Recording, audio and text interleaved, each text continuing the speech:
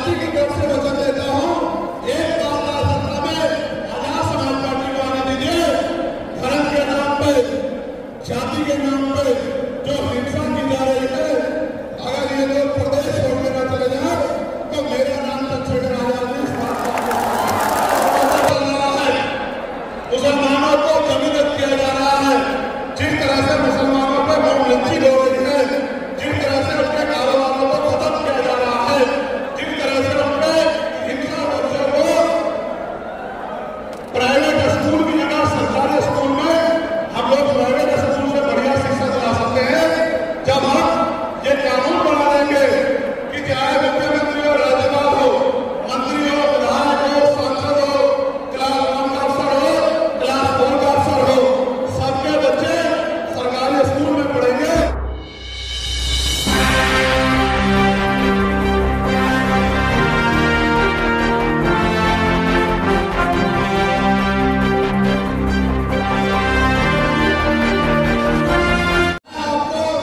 Party की तरफ से वचन देता हूं, एक बार सत्ता में आजाद समाज पार्टी को आने दीजिए। धर्म के नाम पे, जाति के नाम पे जो हिंसा की जा रही है, अगर ये लोग प्रदेश छोड़ के न चले जाए तो मेरा नाम चंद्रशेखर आजाद नहीं।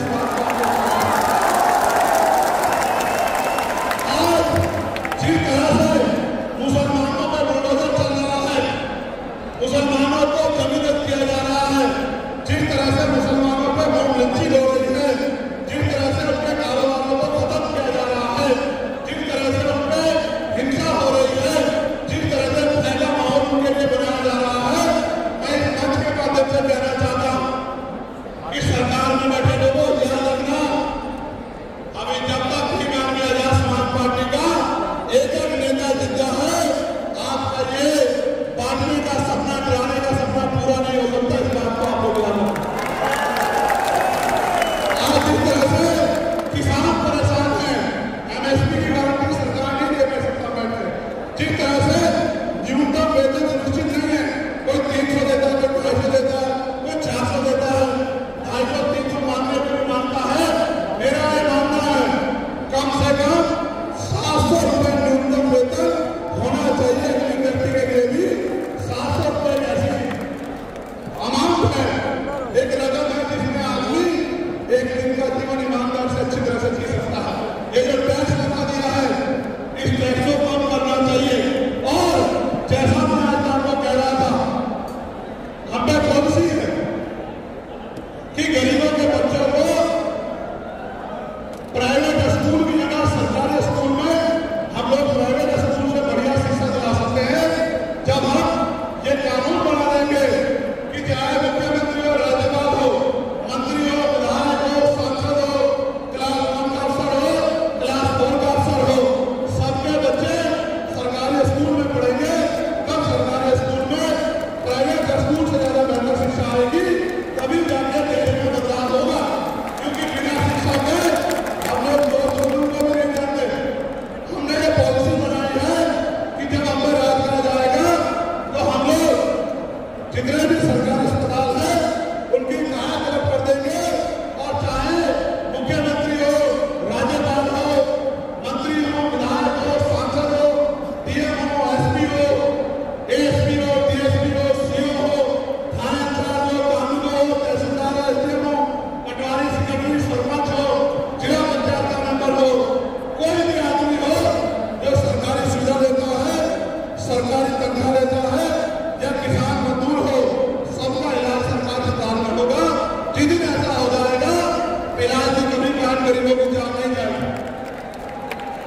मैं ये भी कहना चाहता हूं बहुत जिम्मेदारी के साथ, अब समय आन पड़ा है कि हमें घर से निकल के भाईचारा बना के अपने दल को मजबूत करना पड़ेगा।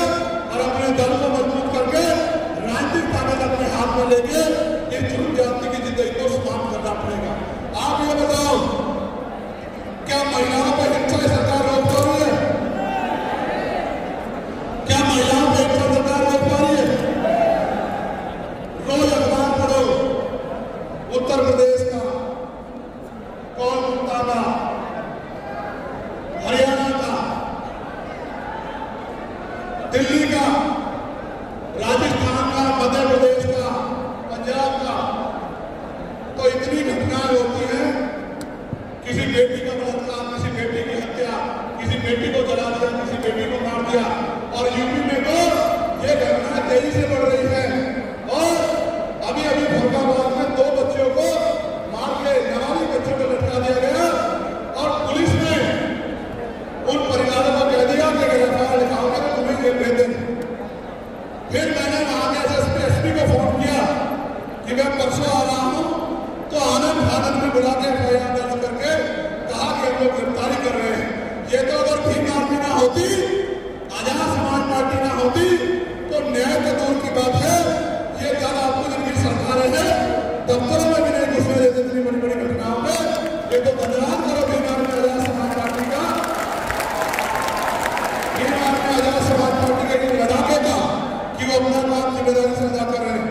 मैं यहाँ से आपको कहना चाहता हूँ, मैं बहुत सारे चेहरे को देख रहा हूँ जो अपने अपने स्वार्थ में अपनी पार्टी के मान सम्मान को कम करते हैं, अपनी पार्टी को नुकसान पहुंचाने का काम करते हैं। उनको भी कहना चाहता हूँ, और कोई दल भी नहीं है जो गरीब के बेटे को टिकट देकर लड़ा दे।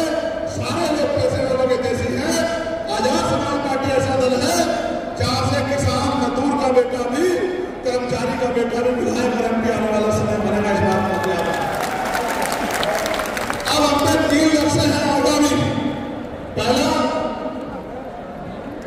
महाराष्ट्र और झारखंड का चुनाव, साथ साथ उत्तर प्रदेश का उपचुनाव, उसके बाद दिल्ली और बिहार का चुनाव।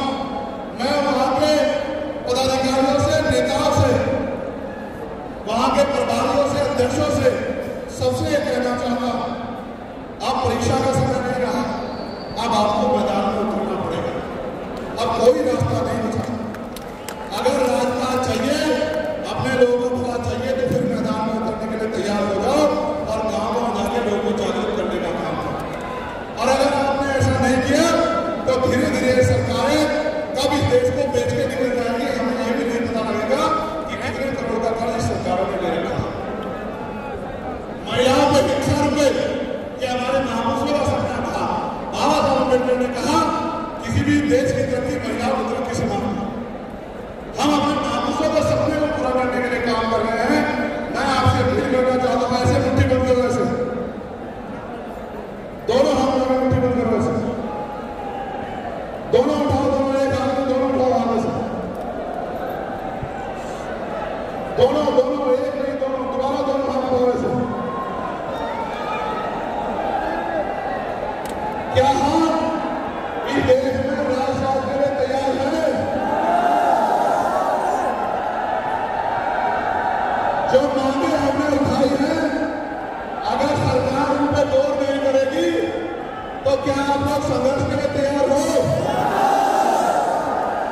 क्या आप अपने अधिकारों को बचाने के लिए मैदान में आने के लिए तैयार हो? तो हम सरकार को नवंबर तक का समय देते हैं। कितना समय? ये सितंबर चल रहा है, अक्टूबर तक का समय हम लोग देते हैं। नवंबर में हम लोग पार्टी की राष्ट्रीय समिति की मीटिंग बिठाकर दोबारा से तय करेंगे। अगर सरकार ने हमारी मांग नहीं सुनी तो इन मांगों को हमें अगला स्टैंड क्या लेना है। ये पार्टी जो है नवंबर के पहले दूसरे हफ्ते बैठ के तय करेगी कि अगली कार्रवाई हमारी क्या होनी चाहिए। मैं किसानों का भी विश्वास दिलाना चाहता हूँ। मनोज भाई पटेल, किसानों की हर एक समस्या को हल करने के लिए हम लोग संकल्पित हैं, वचनबद्ध हैं। मौका आने दीजिए, यहाँ का किसान दुनिया के किसानों से खुशहाल बनेगा, इस बात की मैं आपको गारंटी देता हूँ। मैं नौजवानों को भी रोजगार की गारंटी देता हूँ। मैं नौजवानों को रोजगार की गारंटी देता हूँ।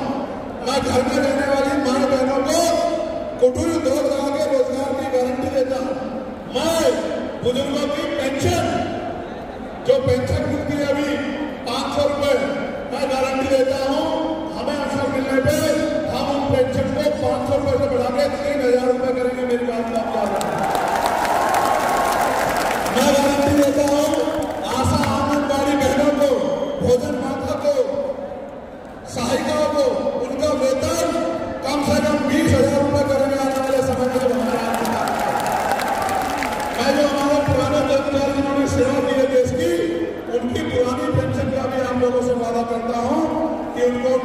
पेंशन की हम लोग ओपीएस ओल्ड पेंशन स्कीम को पुनः लागू कराएंगे। इस बात का मैं आप लोगों से वादा करता हूं और फिर से अपनी बात को समाप्ति की तरफ ले जाते हुए मेरी बात को याद रखना। आपको मेरे ऊपर भरोसा है नहीं है बताओ, है नहीं है बताओ। तो मैं अपने टीएससी के भाइयों को भी ये वादा करता हूं कि अगर उनको अधिकार मिलेंगे तो उनका सबसे बड़े समर्थक, क्योंकि हम बहुजन आंदोलन को चलाने वाले लोग हैं, हम लोग उनके सबसे बड़े समर्थक रहेंगे। आने वाले कल में हम लोग उनके साथ बैठ के उनको क्या महसूस होता है, वो क्या सोचते हैं, उनके साथ में चर्चा करेंगे। मैं ये भी नकारता हूं कोई अगर ये कहता है कि बीएससी के लोग पढ़े लिखे नहीं है, वो पढ़ते नहीं है, वो धार्मिक है, तो इस तरह की बातें करता है, तो मैं इस बात का भी खंडन करता हूं कि हमारे पढ़े लिखे समाज को ऐसा नहीं करनी चाहिए। जब आप इस देश के तथाकथित समाज जाति के लोग हमारे लोगों के खिलाफ कहते थे, जब आरक्षण मिला था समाज के लोगों को, समाज के लोगों को, जब आरक्षण मिला था मंडल कमीशन के जरिए बेंगलोर के लोगों को, जो बात ऊंची जातियों के लोग इनके लिए कहते थे, आज अगर वही बात हम लोग कहने लगेंगे तो कहीं ना कहीं ऐसा लगेगा कि हम भी स्वार्थी हो गए हैं। हम तो अपने दायित्व पर खड़े हैं, हम अधिकारों की रक्षा भी करेंगे और अपने लोगों को बांट कर भी देंगे। इस बात की जिम्मेदारी के हमारे साथ होना चाहिए। इसलिए मैं आपसे आग्रह करूंगा, बड़ा भाई होने के नाते मैं अपने लोगों से आपसे आग्रह करूंगा कि कोई भी अनावश्यक टिप्पणी टीएससी के भाइयों पे ना करे। वो हमारा परिवार है, उनके लिए खून भी देना पड़ा, उनके अधिकारों के लिए संघर्ष भी करना पड़ा, तो हम लोग सबसे आगे रहेंगे, उनके अधिकारों को छीनने नहीं देंगे। इस बात को मैं आपको बताना और ये रैली तो कुछ भी नहीं है, ये रैली तो कुछ भी नहीं है। अगर उनके अधिकार को छीनने का काम करेगा तो इससे 10 गुना बड़ी रैली उनके समर्थन में हम लोग करने का काम करेंगे, लेकिन किसी भी कीमत पर हम अपना भाईचारा नहीं टूटने देंगे। इस बात का मैं आप लोगों को वादा करता हूं। सम्मानित साथियों, आज आप यहाँ इतनी बड़ी संख्या में आए और आपने हमेशा की तरह भीम आदमी आजाद समाज पार्टी के नौजवान नेताओं का, सम्मानित साथियों का मनोबल बढ़ाने का काम किया। मैं दोनों हाथ जोड़ के आपका धन्यवाद करता हूं।